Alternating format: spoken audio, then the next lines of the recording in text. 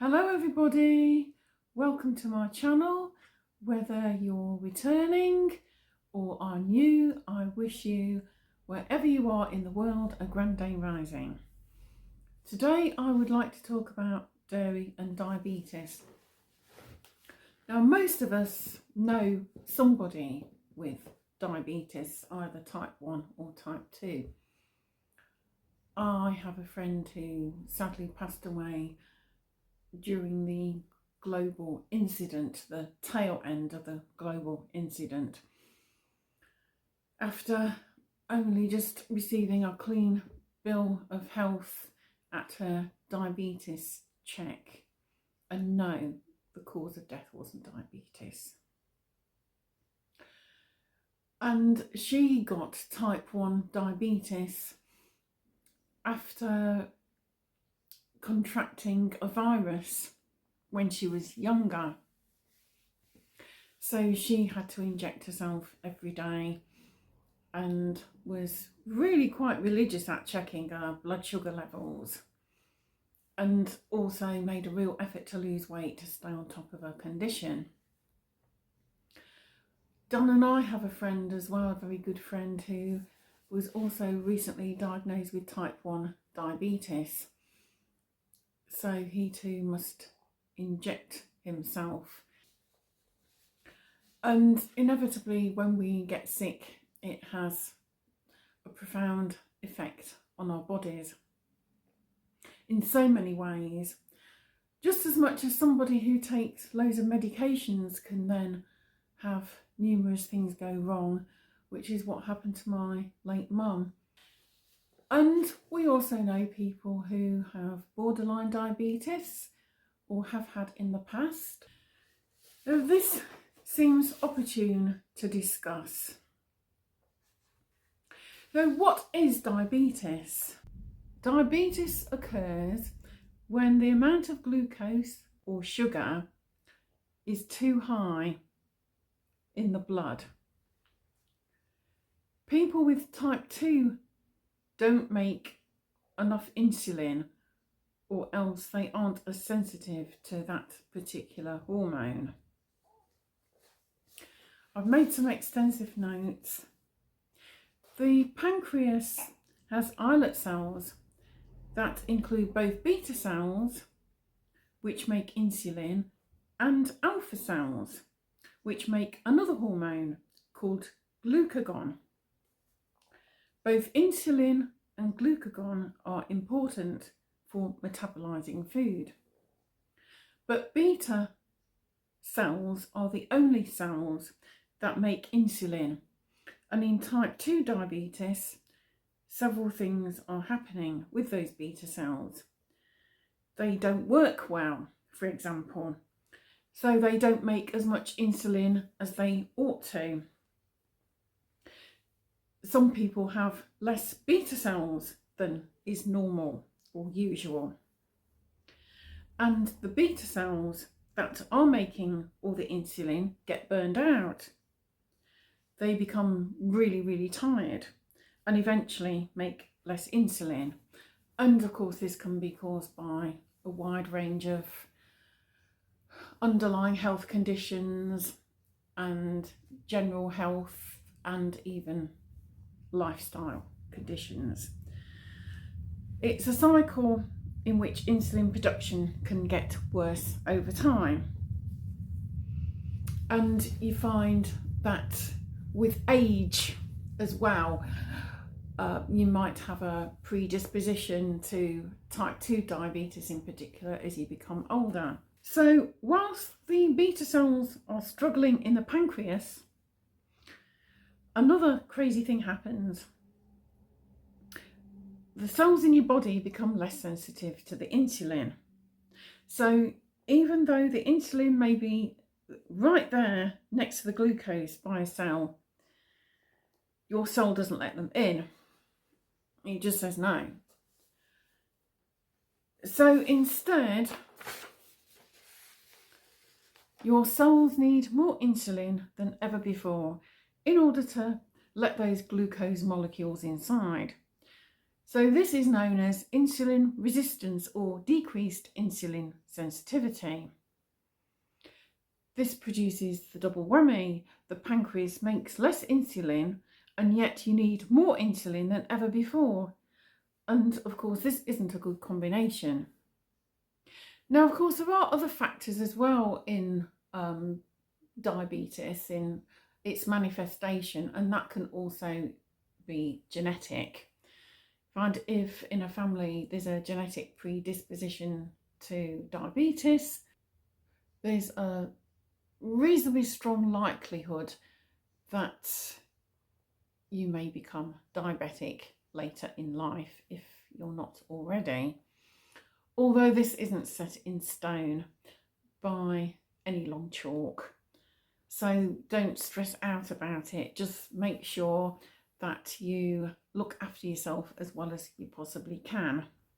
And if you've got a cause for concern, talk to either your GP or other medical or alternative health practitioner. And talking to an alternative practitioner may be a way forward if you don't want to go down a medical route. There's a whole raft of different treatments to help prevent onset or at least minimise it if you're later diagnosed. At the moment, scientists still don't really know why beta cells fall or die, or why the body becomes less sensitive to insulin. If they can get to the bottom of those questions, then we're on our way towards a cure for type 2 diabetes in particular. Now, insulin sensitivity, what scientists do know is that it can be improved by exercise. Even just a short walk or a short bout, 10 minutes even of Zumba in your living room, and it can improve this sensitivity for up to 24 hours. And the same thing goes for blood pressure as well. And this is another amazing part of how the human body works. Now, Dan sent me an article by Dairy Australia,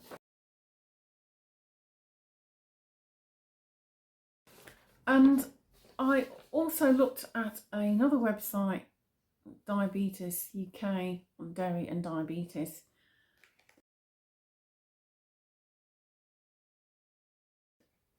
And I'm going to look at both articles because they do have some differences in their approach to the whole subject of how dairy may or may not affect diabetics. First, I'll look at the UK article. We all need some dairy products in our lives, or at least non-dairy alternatives like soya products if we're vegan or maybe lactose intolerant. So we need some milk, cheese and yoghurt every day. These all contain proteins and vitamins and are an important source of calcium, which help maintain strong bones and teeth and muscles. Although butter is made from components of milk and sits alongside dairy produce in supermarkets, dairy guidelines such as the Eat Well Guide group butter alongside fats and oils. This is because the nutritional content of butter is more similar to that of fats compared with other dairy products. Also, the saturated fat in butter is linked to raised cholesterol and increased risk of heart disease.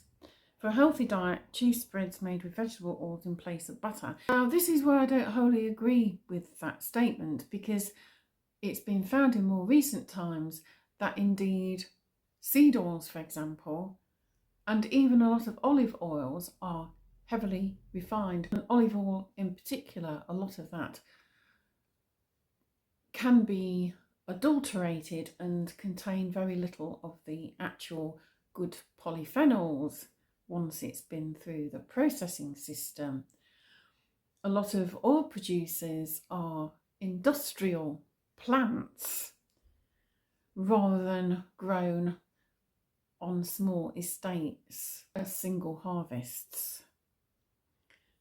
So I would beg to differ on that subject, but I think if you were looking for an alternative to butter, if you're really concerned, then go for something like avocado oil or an early harvest extra virgin cold pressed olive oil, or a cold pressed sunflower oil, and a cold pressed rapeseed oil if you must have a seed oil. But remember that you cannot cook at high temperatures with those oils because they can have carcinogenic properties. The whole thing is a minefield. Different people say different things, and I would say use your instincts. The article says that we should be aiming for 3 portions of dairy a day.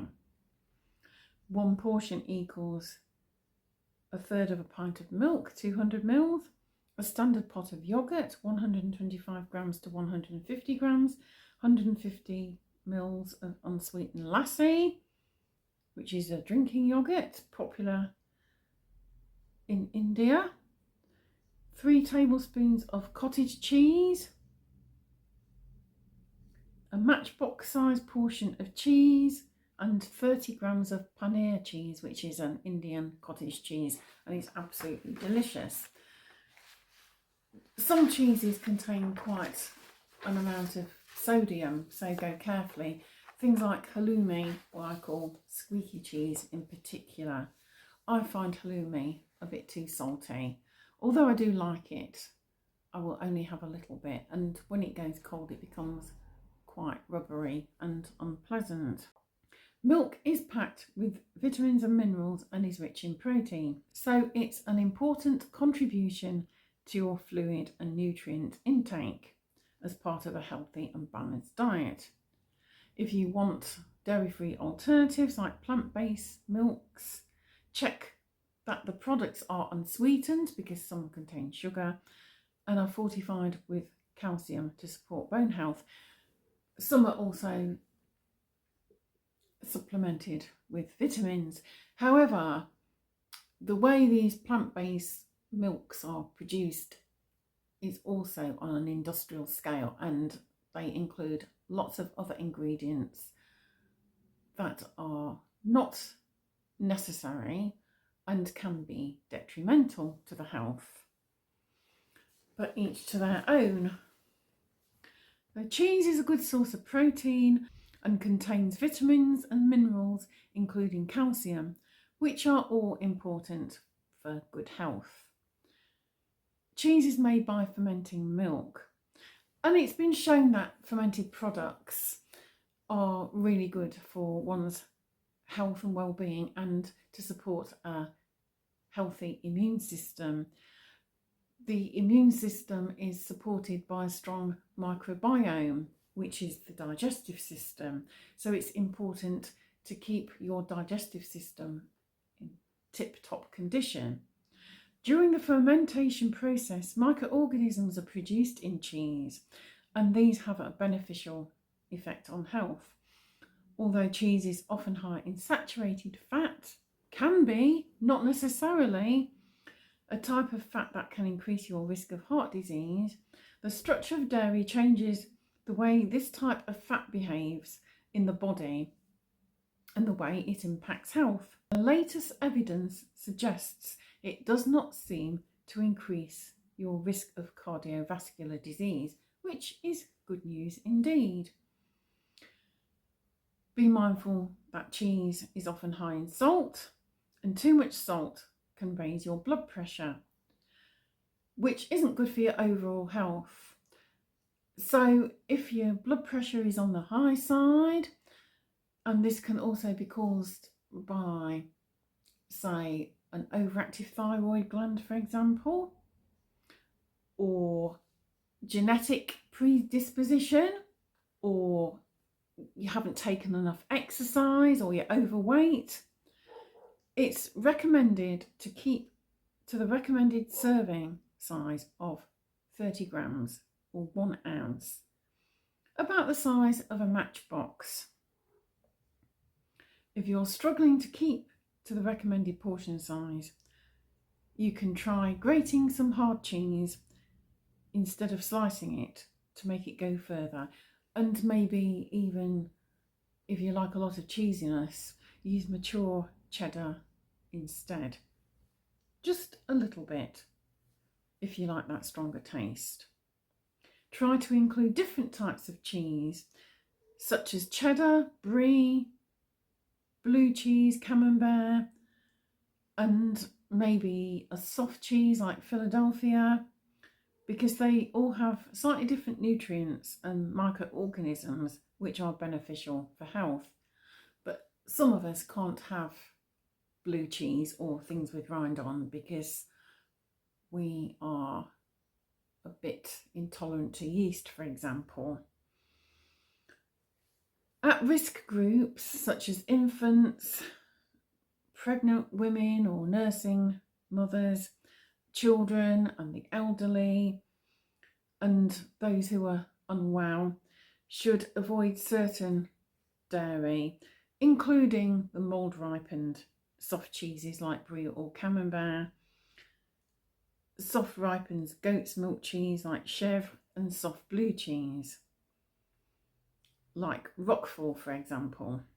These cheeses may carry bacteria called Listeria, and you can get an infection known as listeriosis by eating food contaminated with Listeria bacteria, and in particular the elderly and infirm or unwell, because their immune systems are a bit lower, might be susceptible to any of those nasties lurking in the cheese products.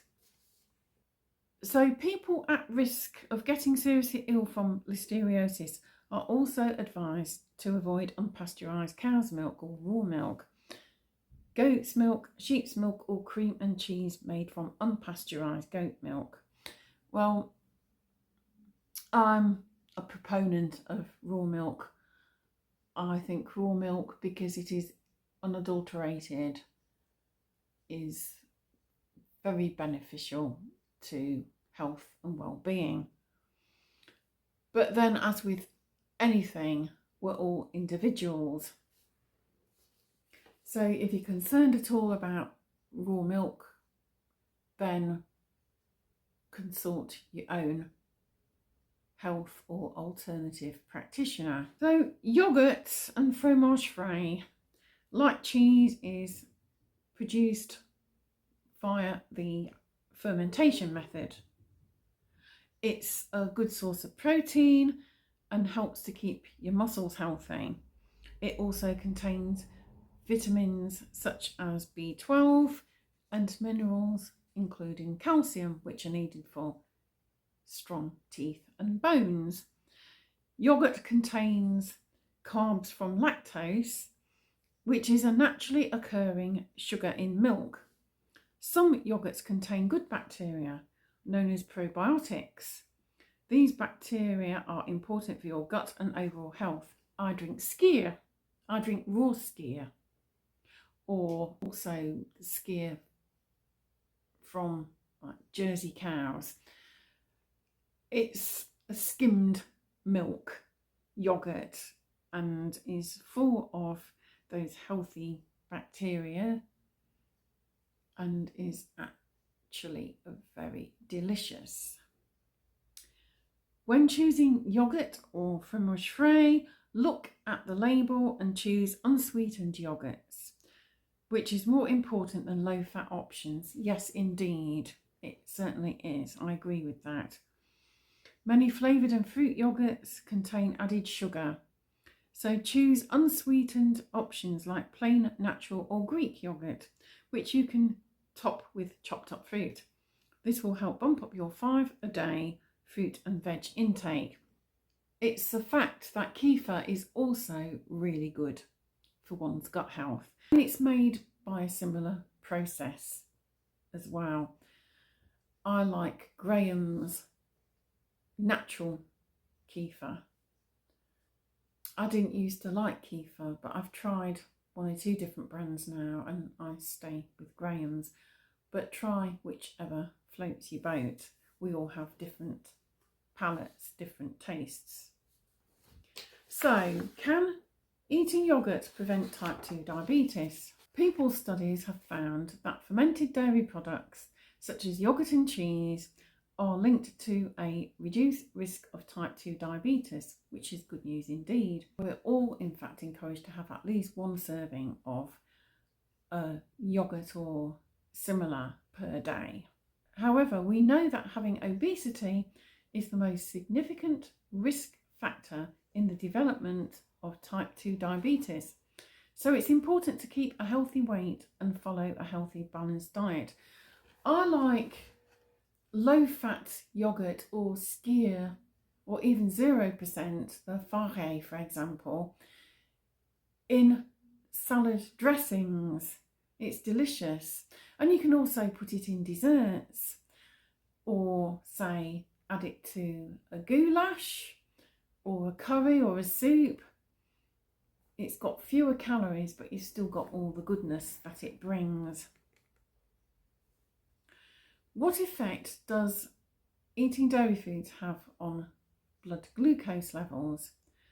Milk and yogurts contain carbohydrate from the lactose, and therefore will make a difference to your blood glucose levels. You may think that lactose-free milk contains no carbohydrates. However, it does. The lactose is partially broken down into 2 simple sugars, so it will still make a difference to your blood glucose levels, although maybe not quite as much. So it's due to this process that lactose-free milk tastes sweeter. Cheese has a minimal effect on blood glucose since it contains very little carbohydrate. Now, our friend with the type 1 diabetes has been told that you can only consume lactose-free produce, and I will go on to discuss that soon in a little more detail. But the main producer of lactose-free produce in the UK happens to be Arla, which is involved in the whole Bovaer controversy. There are alternatives though. Lidl, their lactose-free milk is produced by a Bovaer-free farm, and Moo milk is also Bovaer-free. M&S do their own, but M&S are also involved in the whole Bovaer trials. There are a number of dairy codes to avoid, so please go and see my recent community posts. So how does eating dairy affect weight? Studies looking at the relationship between dairy and weight loss have come to different conclusions. So we don't have enough evidence to say that dairy as a whole is associated with weight loss or gain. However, dairy can be part of a healthy and balanced diet, and you can still eat dairy and lose weight as part of a weight loss diet. I also need to say at this point as well, if you're vegetarian and don't eat meat at all, then do try and use your own judgment, and if necessary, seek the advice of a dietitian, either through your GP or just go and see a practitioner independently for some advice, because you need to make sure you've got enough nutrients in your body for ultimate health and well-being. So how does eating dairy affect cardiovascular disease? The research suggests that fermented dairy, like yoghurt and cheese, doesn't increase your risk of cardiovascular disease or CVD. But when it comes to butter, the saturated fat in butter is linked to raised cholesterol and an increased risk of CVD. Cheese spreads made with unsaturated fats like vegetable oils. Well, we've talked about that earlier. And to be honest, vegetable margarines are only one molecule removed from plastic. So how can that be good? I would say if you don't want to have these lower fat spreads, try drizzling your slice of bread with a little extra virgin olive oil, the best you can afford, or even a little drizzle of avocado oil. Or you could go for a bit of condiment like horseradish or mustard. So should children have lower fat dairy products? Milk comes in different variations based on its fat content, such as whole milk 4% fat, semi-skimmed milk 2% fat, skimmed milk 0% fat and 1% fat milk. There are also lower fat variations of yogurt and cheese. Children should not be given low-fat dairy products because they may not get all the essential vitamins and energy they need from these foods. Children should be given whole milk and full-fat dairy products until they are 2 years old. After the age of 2, children can be given semi-skimmed milk if they are eating and growing well, and then from the age of 5, children can have 1% fat and skimmed milk. When I was growing up though, we were never given low fat of anything. It was always the whole milk, and the only thing we might have had occasionally was low fat yogurt, but everything was usually full fat. So do you lose the calcium in lower fat milks?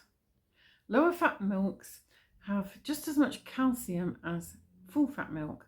Calcium is mostly found in the watery part of the milk, so when the fat is removed, that amount of calcium stays the same. How much calcium do I need, you might ask? The amount of calcium you need depends on your age and if you have certain health conditions like celiac disease. Celiac is more common in people with type 1 diabetes because both are autoimmune conditions. And in fact, hypothyroidism is an autoimmune condition. So is fibromyalgia. People with celiac disease need more calcium than the general population to help their bone health. Vitamin D helps the absorption of calcium from foods. It's found in things like oily fish and eggs. But the main source is direct sunlight, so it's really important that you get out and about as much as possible. Even on a dull day, the sun is still up there somewhere. Your body makes vitamin D under the skin when you're outside in the middle of the day in the summer months. The NHS advise that everyone should consider taking a daily vitamin D supplement during autumn and winter. The most important one for the immune system is vitamin D3. There's a lot of people who are vitamin D and D3 deficient.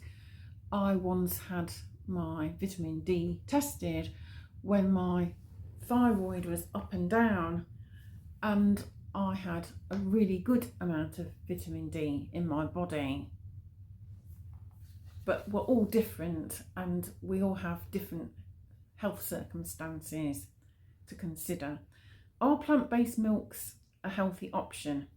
Plant-based milks such as oat, rice, almond or soy are typically lower in protein, saturated fat and calories than cow's milk. They may also contain more carbohydrates but don't contain lactose, which is found in cow's milk.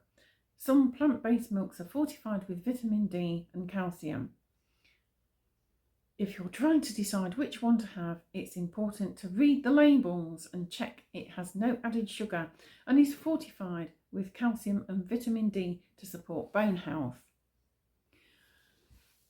However, as I've said earlier, a lot of these milks are made on an industrial scale and are full of all sorts of additives, not just the calcium or the vitamin D, but additives which you don't necessarily want to be consuming. It's easy enough to make your own cashew or almond milk, and I will link a recipe for you in the description to this video. Now, I've already mentioned that Dan and I have a friend who is a type 1 diabetic and has been told he can only have lactose-free dairy. And I also mentioned that with the whole Bovaer thing, it's necessary, if you don't want to be consuming anything that has been Bovaer dosed, to find alternatives. There are now a number of lactose-free milks on the market, but it is really important that you do refer to the dairy codes, and in particular those which you should avoid. I will refer now to the Dairy Australia article that Dan sent me. Can I have lactose-free milk if I'm diabetic? The answer is yes. It's fine to consume if you're diabetic. There's no significant difference in the sugar content between lactose-free and regular milk, and both have a low GI, which slightly contradicts the Diabetes UK article. There is no significant difference in the sugar content between lactose-free and regular milk, and both have a low GI. When it comes to sugar, there's not much of a difference between lactose-free and regular milk, although perfectly correctly actually, Diabetes UK does point out that lactose-free milk often does taste sweeter. Lactose-free milk usually has a slightly lower sugar content than regular milk, it says here. That's because it has less of the sugars like glucose and galactose that make up lactose, and less total sugars in general. So that's slightly different from the Diabetes UK explanation, which, to remind you, says the lactose is partially broken down into two simple sugars, so it will still make a difference to your blood glucose levels. It's due to this process that lactose-free milk tastes sweeter. So that's slightly contradictory. The Dairy Australia article continues. Dairy foods that contain carbohydrates, such as milk and yoghurt, have a low glycemic index, GI, of less than 55. That means they're ideal for people with diabetes. The carbohydrate source in dairy is lactose, which naturally has a low GI, plus the protein and fat in dairy help slow down the release of glucose into your bloodstream, which further lowers the GI. Some research even found that a low GI diet, rich in dairy foods and fruit, but low in potatoes and cereals, actually improved insulin sensitivity in adults who were 65 years and over. So it's definitely worth considering lactose-free dairy products as nutritious options for a healthier diabetic lifestyle.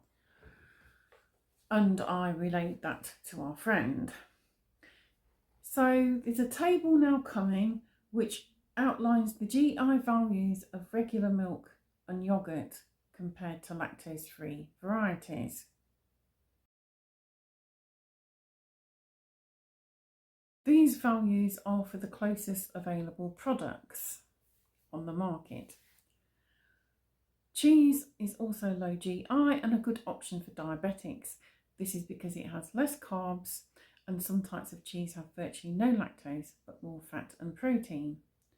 When it comes to lactose-free milk and dairy products, they're mainly recommended for people dealing with diagnosed lactose intolerance. But if you're not lactose intolerant, regular cow's milk is the best way to consume milk to get all the essential nutrients milk contains.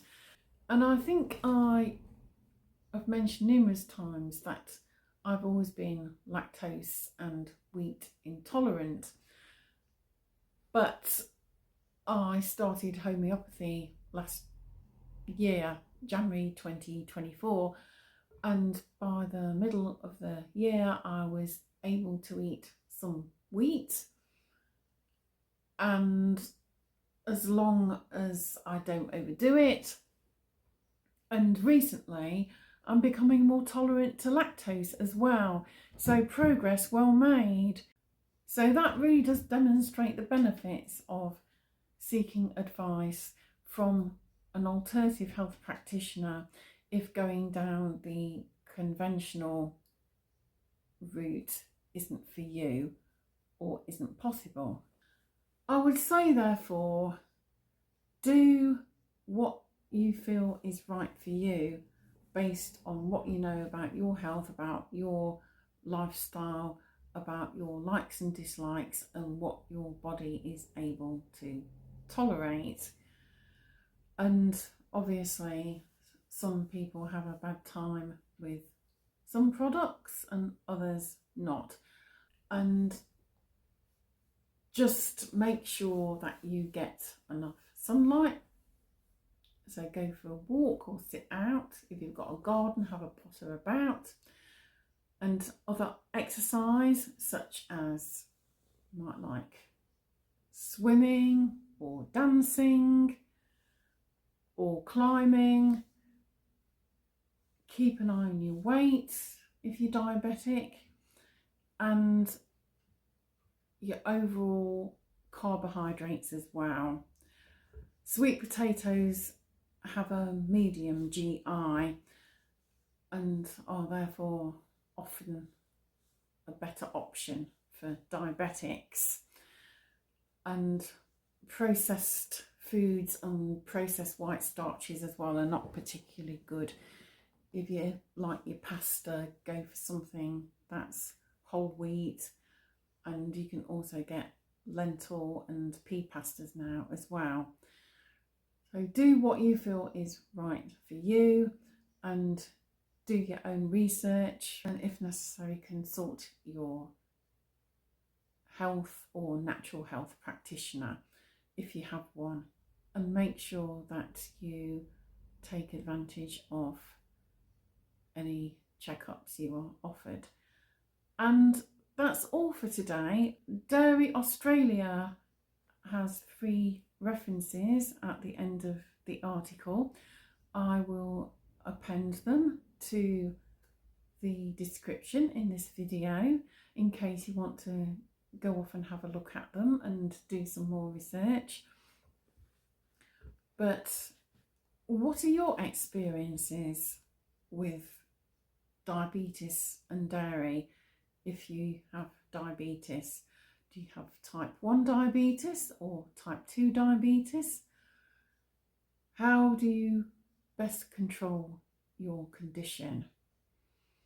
Is it by exercise and diet, or do you take tablets, or are you on insulin?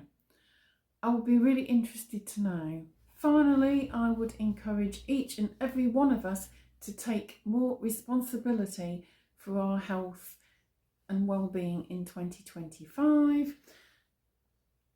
to exercise more and to pay closer attention to our diets to make sure we're getting as many nutrients in our diets as possible.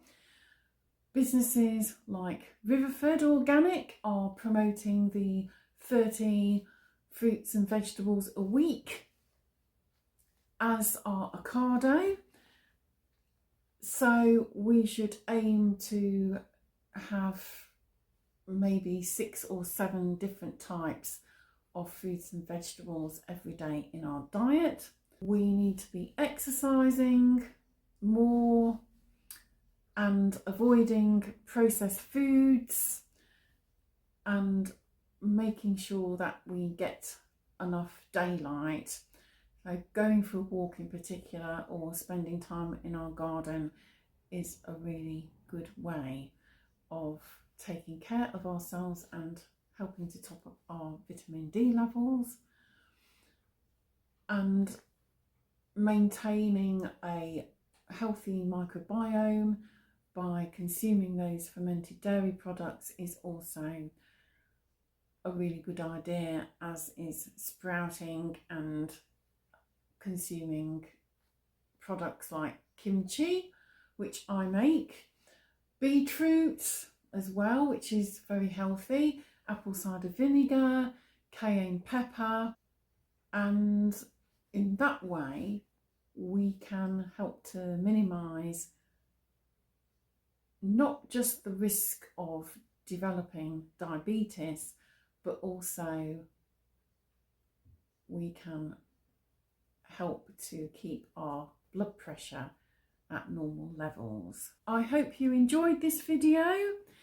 If you did, please like, share and subscribe if you haven't already done so. Let me have your comments, and I'll see you again soon for the next one. Bye for now.